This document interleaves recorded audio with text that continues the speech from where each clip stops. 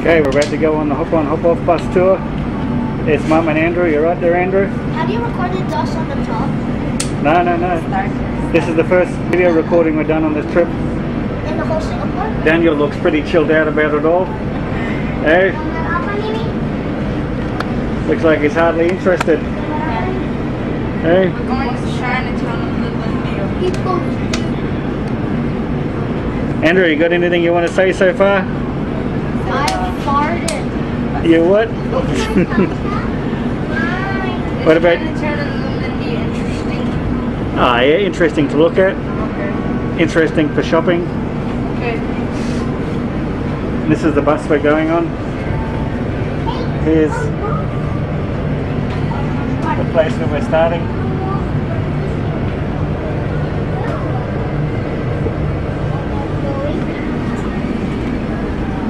You couldn't be more relaxed, eh, Daniel? We can watch this on TV later, eh? You guys? When we get home to we'll sit there. Yeah, you take photos right now. What up there? Take a photo of me, and I'll take film of you. I'll take. Oh, there we go around the corner. There's that spaceship-looking building over there. As usual, we're stuck in Singapore traffic jam. Andrew's got a game Daniel's got a game that he's playing. Did you hear that? Yeah, I think we've got it on camera. Okay, we're now going down a pretty uninteresting street. Have we got the green light? Please. What?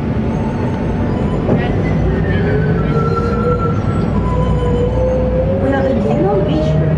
Coming up further on our right is the magnificent Raffles Hotel. Opened in 1887, it started out with just 10 rooms. Today, it has 103 suites, and a night here will cost about $400 US. You make a night here for Raffles Hotel. Stop H8.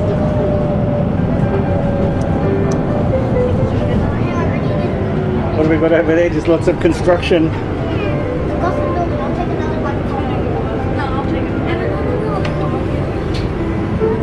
What's that?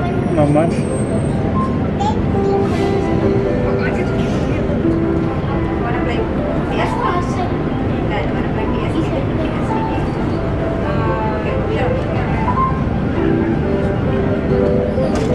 In temple, Guan Yin is a Chinese goddess of mercy.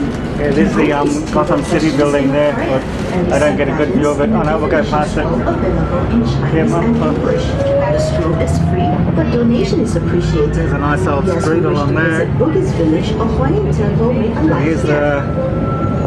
looks like Gotham City from Batman.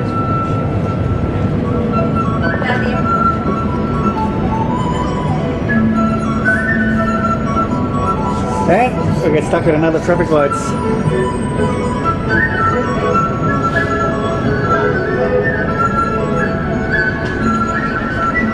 And just for something different, we're stuck at the traffic lights.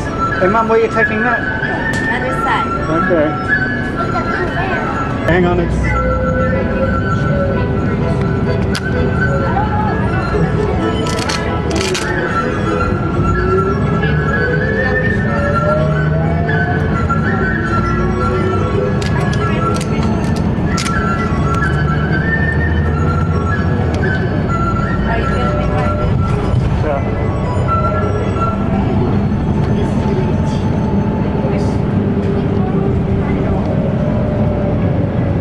There's a big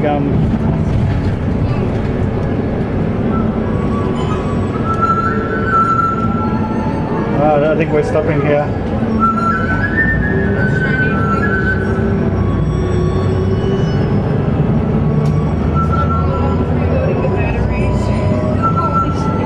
On our right are shops selling Buddhist and Taoist artifacts.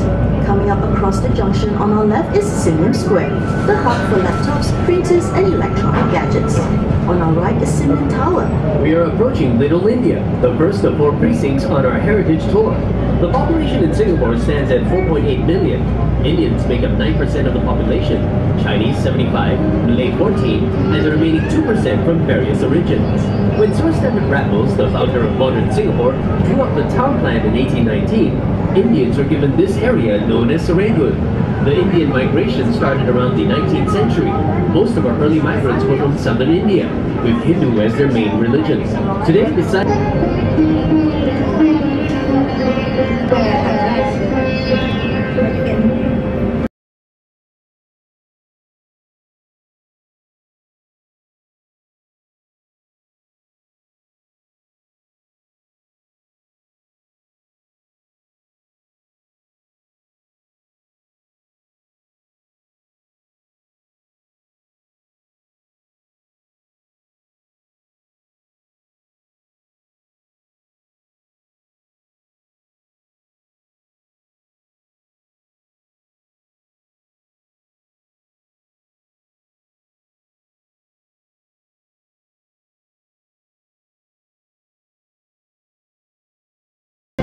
Welcome to Little India. Look around and you'll find densely packed merchants offering anything from jasmine garlands to gold jewelry, silverware to silk saris. Take a deep breath and you may even catch the rich aroma of spices. Ah, there's the Tekka Centre. There's cheap clothes up there, Mum. One of the oldest Hindu temples in Singapore. Built in 1881, the Sri Virakatuma temple was dedicated to goddess Kali. The colorful tower above the entrance, known as Gopuram, is lavishly decorated with sculptures of deities and mythical beasts. Shop houses here are marked for conservation. Designed pragmatically with shop space at ground level and living quarters on the upper floor, they are the definitive buildings on the island since the 1840s. In 1887, the veranda riots broke out over the use of its covered walkway. Called 5-foot way, the path is literally 5 feet wide. Shop owners claimed rights to display goods on the walkway, while Europeans wanted it cleared for pedestrians. Well, guess you can see who won.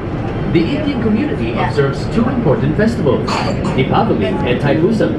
On Deepavali, the Hindus celebrate the Festival of Lights. And during Thaipusam, they perform the amazing Velkavali, where body-piercing devotees attest their faith in a procession along Little India. Coming up is Stop H3, Mustafa Center. Mustafa is the first 24-hour departmental store in Singapore, popular with both locals and tourists.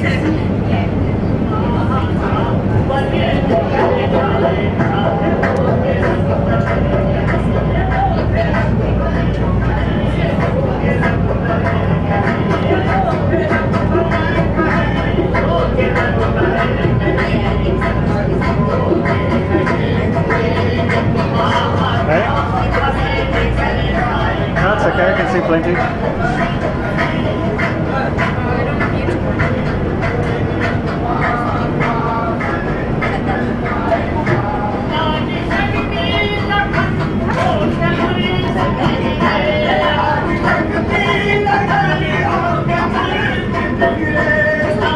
There's the Mustafa.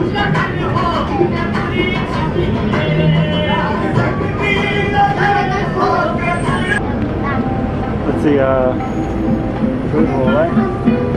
Let's get somebody's down, how much of a shop there?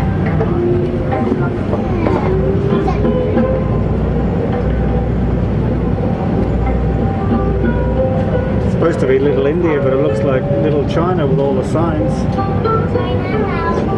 Hey?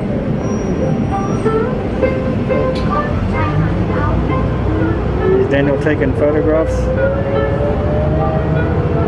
Hey, is Andrew playing PSP? Obviously very interested. Andrew's up. Oh, look at that beautiful building. Hey.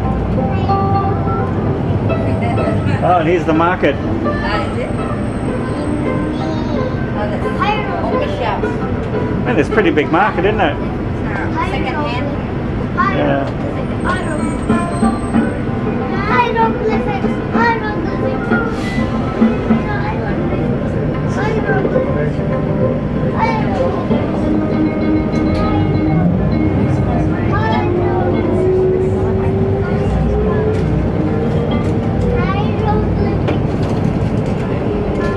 beautiful old streets here. Oh, we're going around the corner.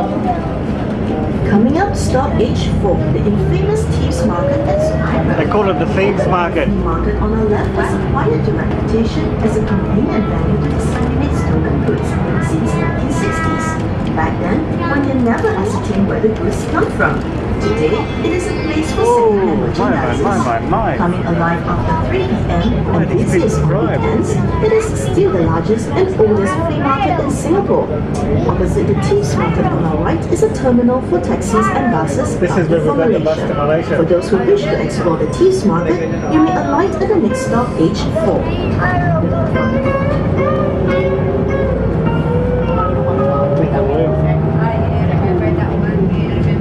Yeah, we caught the bus to Malaysia from here. Oh yeah, there's another market over there.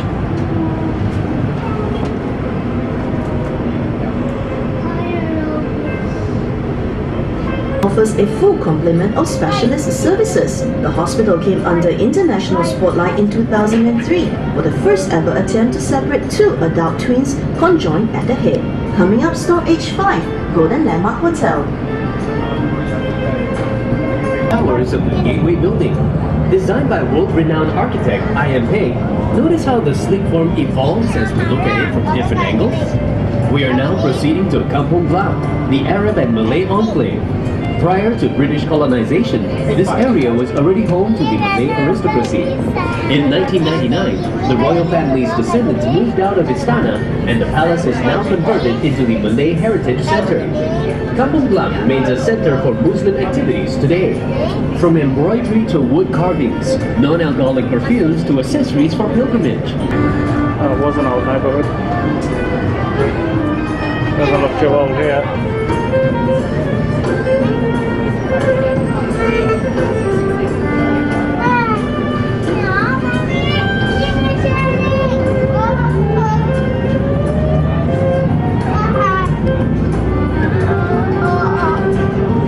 We are now on Beach Road. Land reclamation has pushed the beachfront back by more than a kilometer. If you turn the clock back by 40 years, we'll now be literally driving on a sandy beach.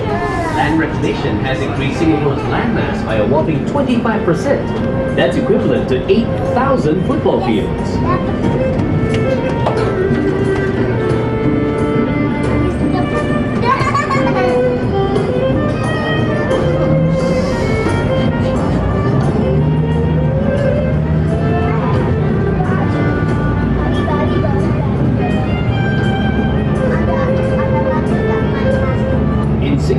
There are also traditional Muslim schools called madrasa, where boys and girls study separately in accordance with Islamic law.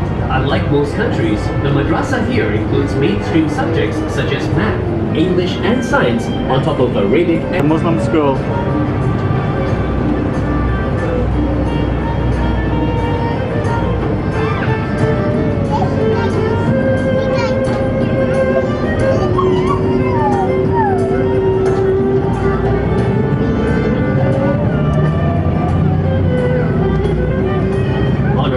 Singapore's largest and oldest mosque.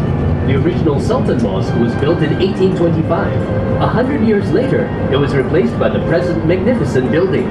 Coming up are the two signature gold domes of this iconic mosque. Look at the black bands beneath the domes. Can you see the round-like glass objects glued to it? They're actually sawn-off bottoms of glass bottles.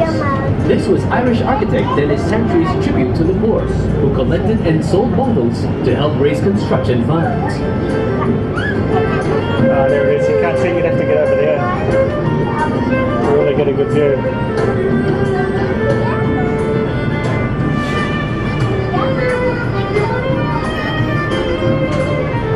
Oh, police car. You right, Andrew? Enjoying the... What's that? Whatever that is.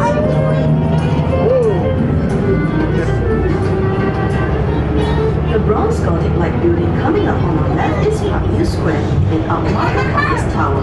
Walk into this building and you'll be greeted by a cathedral dome entryway, followed by a terraced courtyard lined with statues of notable men of history. The twin gateway building is now behind Parkview Square.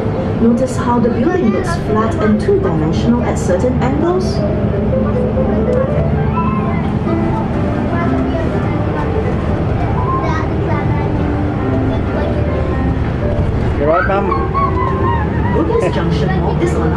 back into Bugis.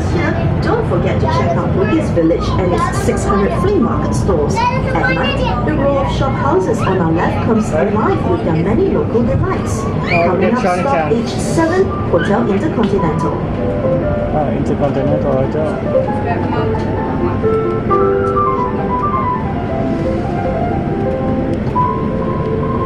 You had enough, have you? The white glass building just beyond the junction ahead is the National Library, opened in 2000. There's a Raffles Hotel.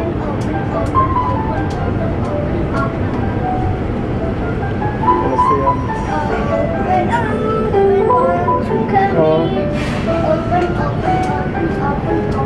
the, just for something different, another traffic light. But so whatever that is.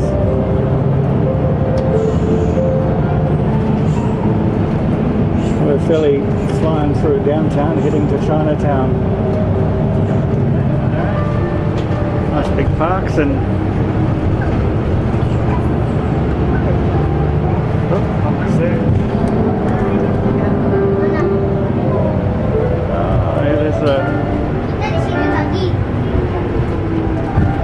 There's the grandstands for the Formula One. Oop. We're back in the city.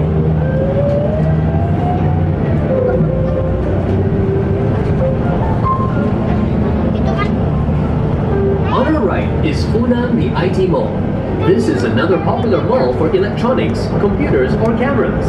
On our left is the new Supreme Court designed by Sir Norman Foster. Look up and you'll see the flying saucer-like dome again. It houses the land's highest court of appeal. The great majestic building on our left is the new Parliament House. The old Parliament House is located just behind. The bridge in front is Elgin Bridge, the first to pan across